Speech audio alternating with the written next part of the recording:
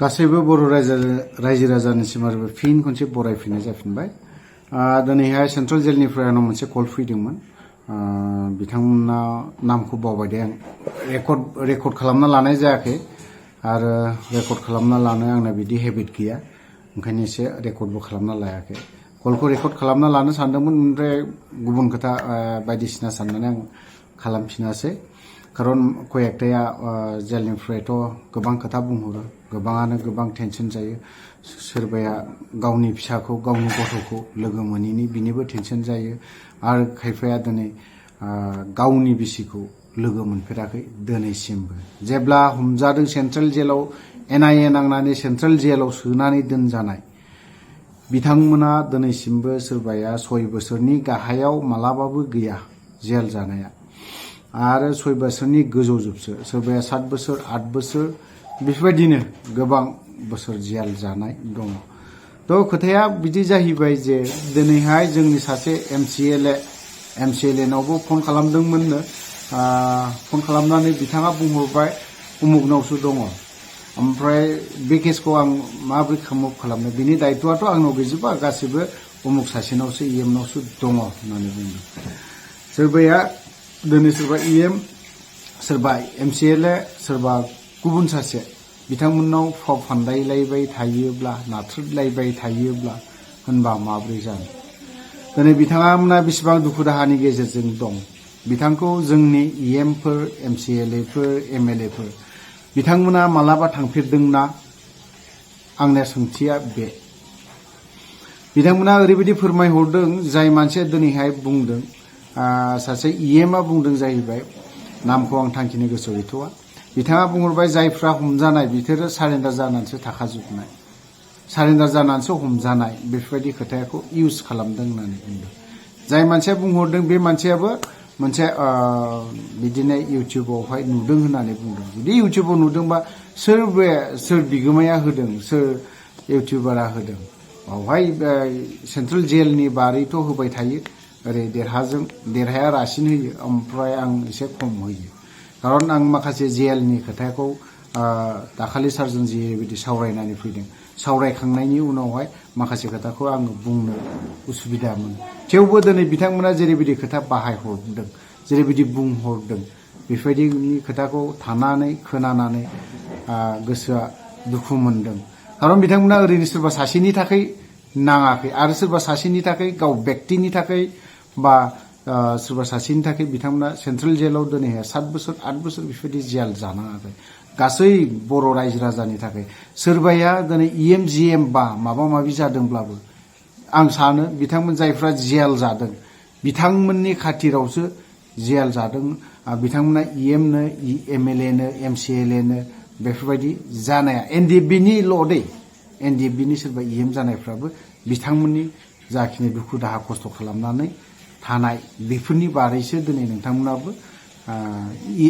EM जानो मोन्दों, MLA बाबो जानो मोन्दों, बेफोरबायदि। ओंखायनो नोंथांमोना हायोब्ला जोंनि जाखिनि बर'नि दैदेनगिरिल' नङा, जायफ्रा चिफ, जायफ्रा दिनै दैदेनगिरि बिथांमोना नायहैयोब्ला, खबर लाहैयोबा मोजां। आसा खालामदों बिथांमोना एसे थाबैनो गबोगोन। आरो बिथांमोना बुंहरबावदोंखि जेलाव जोंखौ केसनि बारैथ' जेबो मुभखौनो खालामाखै। आं बुंहरदोंमोन जे नोंथांमोना आं मोनसे फोथायनाय दङ, नोंसोर खमसे खम गैयाब्लाबो बोसोरनैसोआ थानांगोनदां फंबाय, अधर्जथ' खालामनो नाङा, थाबायदोंदां सोरबा दैदेनगिरिफ्रा। आं गासैबो दैदेनगिरिफोरजों आं कन्टेक्टआवबो गैया आरो थाया, आंनि फनखौ बिथांमोना दैखोआबो, आरो आं थाङोब्ला बिसोरो आंनो खोन्थाजोबनायबो नङा खोथायाखौ, बेफोरबायदि होननानै बुंहरनानै दोना। मालाबाबो जोंनि केसखौ मुभ खालामाखै आरो थाबायाखै, बेफोरबायदि खोथाखौ बुंबाय थादों। थ' दिनै जोंनि बर'नि दैदेनगिरि नोंथांमोना दिनै जाखिनि BTCआव थानाय जाखिनि दैदेनगिरिफोर NDFBनि थाखायसो बै सुबुंफ्रा दैदेनदों सोलायनायनि नामाव। दे NDFBनि दैदेनगिरियानो दिनैहाय गेलेदोंबा बिथांमोनानो दे सालायथोन एसे मोजाङैनो, बेफोरबायदिनि खाथिराव दिनै सोलायनायनि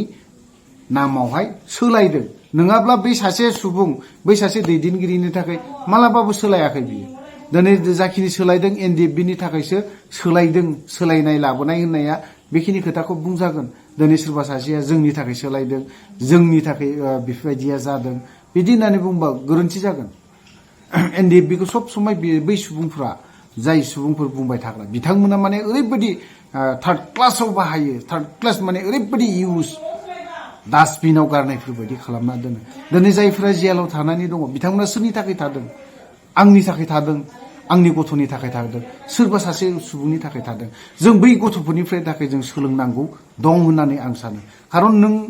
जों दिनै खुगायाव बिराद गिदिर गिदिर बुङो आयेननि खोथा बिराद गिदिर गिदिर बुङो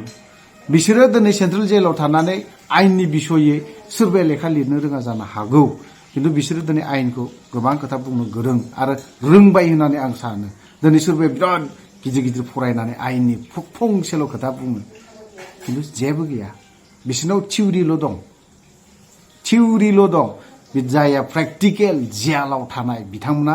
मोनथिगौ आरो रोंगौ बिसोर गोरोंबो होननानै आं सानो दिनै 7 बोसोर थानायाव मा रोङा माबे आयेनखौ मोनथियाखै बिसोरो लिरनोल'सो रोङा नोंनि केसखौ इदि जादों नोंनि केसा नर्मेल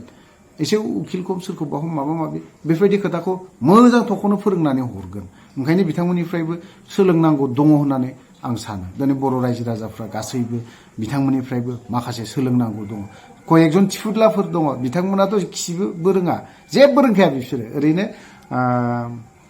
जाय मानसिया जुदि बुङो एन्टि एनडिएफबि फुरा एनडिएफबिखौ सैया एनडिएफबिया मानि थाखाय नांदों बिनि थिउरिबो गैया क्लासबो गैया जेबो मोनथिया एनडिएफबिया सोरनि थाखाय नांदोंमोन एनडिएफबिया सोरनि थाखाय जेल जानांदोंमोन सेन्ट्रेल जेलावहाय बोसोर बर'नि गेजेराव 7 बोसोर जेल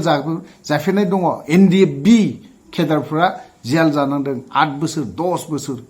बेफोरबायदि जेल जानांनाय दङ एनडिएफबियाव रेकर्ड दं बेफोरो बिनि नांनायनि सिगां बिनि बै पिटिसि आन्दलन समावहाय सोरबा जाफेरदोंमोन ना बिएलटिनि आमोलाव सोरबा बेफोरबायदि 7 बोसोर जेल जाफेरनांदोंमोन ना आबसुनि दावहा समावहाय सोरबाया 7 बोसोर 8 बोसोर जेल जाफेरदोंमोन नामा कमेन्ट लिरनानै हर बे थिफुदलाफोर कमेन्ट लिरग्राफोरा दिनै एनडिएफबिनि आमोलावसो एनडिएफबिया जेला डिसबेन्ड जायो दिनैसिमबो गफेरा दिनैसिमबो उदां जाफेरा मानो हाइनेस नन हाइनेस मानो जाफेरखो मानो बिदि खालामनानै दोनखो बै दैदेनगिरिफ्रा मानो बिदि खालामनो बेखौ नायाखैमोन नामा आरो एमअएसखौ नायनो सम गैयामोन नामा नायफेराखैमोन नामा एमअएसखौ दिनै बिथांमोननि न'खरनि फेमिलिफ्रा दिनैहाय खस्थ' मोननानै दं जाय सोरबाया दिनैहाय जेलाव जानानै बिथांमोननि बिसि-फिसा गुबुन फिसाय लाफिनजोबनो गोनां जादों बेफोरबायदि गथ' गथायफोरखौ गारना खारनानै होमबा बिनिखिनि देरसिन मा अयनाय दंबावो दिनै सोरबाया दिनै जानला मोनला कमेन्टफोरखौ लिरोब्ला एसे सिन्था खालामनानै लिर मिथिबाय जायफ्रा अभद्र अज्ञान बर'नि फारसे साननाय हनाय जेबो गैया आं दय जाखिनि खोथा सोंहरदों बेखौ नोंथांमोना हायोबा कमेन्टआव लिरनानै हर दिनै एनडिएफबिनि दैदेनगिरिफ्रानो एमअएसखौ नुवाखै आं बेखिनि खोथाखौ बुंगोन सोरबा सासे थिफुदलानि थाखायसो बेखौ नुदों बर'ना होखांनायनि उनावसो जायनि जाहोनाव दिनै बे गथ'फ्रा हाइनास नन हाइनास 7 बोसोर 8 बोसोर जेल जानांनाया बेसेबां दुखु गैयाब्लाबो दिनै 50 जननि गोजौ दङ होननानै बुंदों फासिनि अर्डारा सानैनो बिथांमोनाबो बिराद दुखुजों दङ उकिल हमदोंनो फासि जानायनि अर्डार जायफ्रा अर्डार जादों उकिल हमदोंनो सोर उकिलखौ हमगोन दिनैनि खुंथायाव थानायफ्रा सोर उकिलखौ हमहैदों माबायदि रायलायदों मा डेभेलप जानानै दं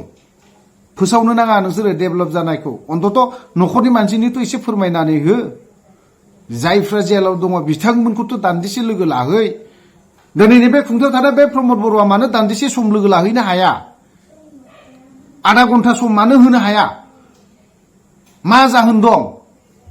नोंनि दैदेननायावहाय दिनै बिथांमोना हल लाइफ जेल जानांगौ नामा मानो हाइनेस नन हाइनेस खालामनानै होदों जाहोना मा 15 आगस्टनि सिगां आं बेखिनि खोथाखौ बुंनो नाङामोन हायोब्ला दिनै 15 आगस्टआव बिथांमोनखौ उदां खालामबाय होननानै बुंनो खोन्था हायोला बिटिसिनि चिफ नोंथाङा बुं हायोब्ला 15 आगस्टआव उदां जाजोबनांगौ होननानै आसामाव मोनसे रेकर्डखौ लाखि बेबो मोनसे हिस्टरियाव लिरनानै दोनजागोन जारिमिनाव लिरना दोनजागोन एनडिएफबिनि जेसेबां जेलाव थानायफोर बेफोरखौ 15 आगस्टआव उदां खालामजोबनानै होबाय होननानै बे मोनसे जारिमिनाव थागोन हायोबा खालाम बेखौ बिटिसिनि चिफ नोंथाङा आधा घन्टाबो जिरायनानै रायलायहैफेराखै बिसोरजों बिथांमोननि न'आव मा अबस्था जादों बिथांमोननि फेमिलि मा अबस्था गोग्लैनानै दं जों दं संख्रिजों जानानै थांनानै दं जोङो थैयाखै दिनैसिमबो खिन्थु जायफ्रा दिनैहाय जियाल जानानै दङ दुखु दाहानि गेजेरजों बिसोरनि गोसोआवसो दं बे जाय मानसिया आंनो फन हरदों बे गथ'आबो दिनै फेरेंगा इएमनि खाथिनि न'नि मानसि बिथाङा मानो नायहैनो हाया दान्दिसेबो मानो नायहैनो हाया 1 घन्टाखौ मानो नायनो हाया मा जाहोन दं जायखिया भिडिअखौ आं बारा गोलाव खालामला बुंगौमानि खोथाया एसे गोबां खोथा ओंखारो जायखिया बेखिनि भिडिअ खालामनायाव माखासे गोरोन्थि खोथा बुंदोंब्ला बर' रायजो राजानाव आं क्षमा बियो थ' भिडिअखौ आं बारा गोलाव खालामला बेखिनियावनो दोनथ'नो सानबाय जय बर' हारिनि